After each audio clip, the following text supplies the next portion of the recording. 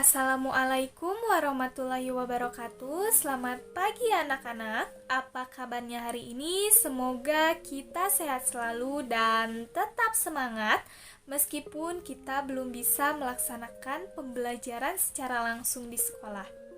Pada hari ini kita bertemu lagi dalam mata pelajaran Ilmu Pengetahuan Alam. Namun, alangkah baiknya sebelum memulai pelajaran, kita berdoa terlebih dahulu. Berdoa dimulai. Berdoa dicukupkan. Baik, pada kesempatan kali ini kita akan melanjutkan pembahasan kemarin mengenai sistem pencernaan pada manusia. Hari ini kita akan membahas materi mengenai gangguan dan cara merawat serta menjaga organ pencernaan pada manusia. Sebelumnya, apakah ada yang masih ingat apa sih fungsi sistem pencernaan itu? Ya, benar. Sistem pencernaan berfungsi untuk mencerna makanan atau nutrisi-nutrisi. Walaupun demikian, sistem pencernaan itu bisa saja mengalami gangguan. Lalu, gangguan apa saja sih yang bisa menyerang pada sistem pencernaan manusia itu? Untuk lebih jelasnya, mari kita simak penjelasan berikut ini.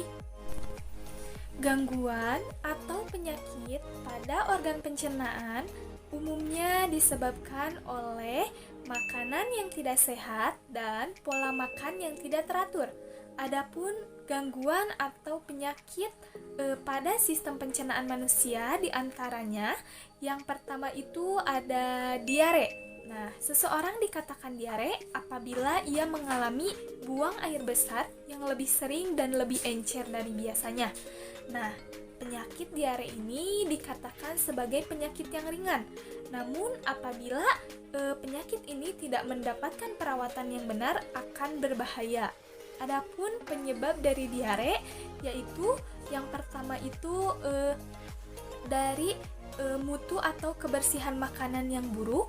Yang kedua itu adanya alergi terhadap makanan tertentu, dan yang ketiga itu terlalu banyak memakan makanan yang asam dan pedas.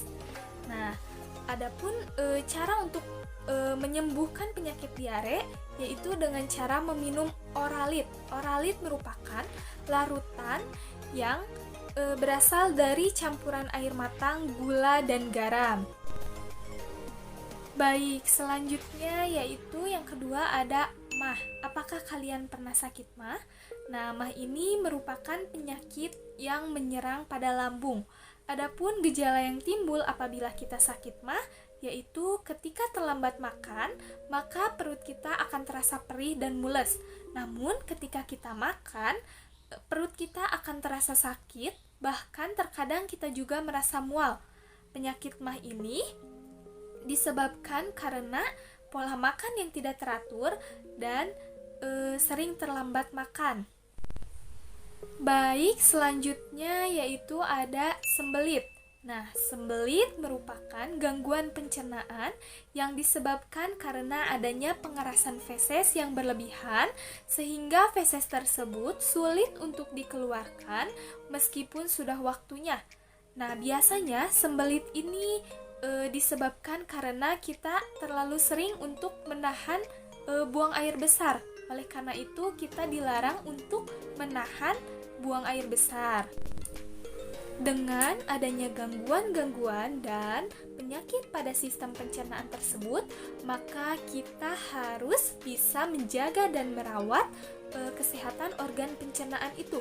Lalu, bagaimana sih cara kita merawat dan menjaga organ pencernaan itu? Untuk lebih jelasnya, mari kita simak penjelasan berikut ini.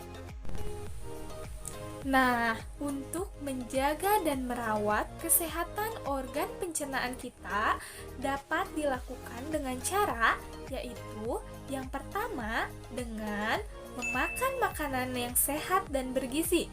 Nah, makanan yang sehat dan bergizi ini merupakan makanan yang memiliki kandungan gizi seimbang di dalamnya, yaitu 4 sehat, 5 sempurna.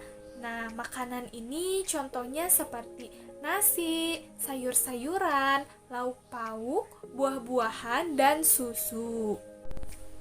Lalu yang kedua yaitu tidak jajan sembarangan. Kenapa sih kita itu tidak boleh jajan sembarangan? Ya, benar, karena kita tidak mengetahui apakah makanan dan minuman yang dijual di kaki lima itu bersih dan higienis. Maka dari itu, alangkah lebih baiknya kita makan makanan yang ada di rumah saja.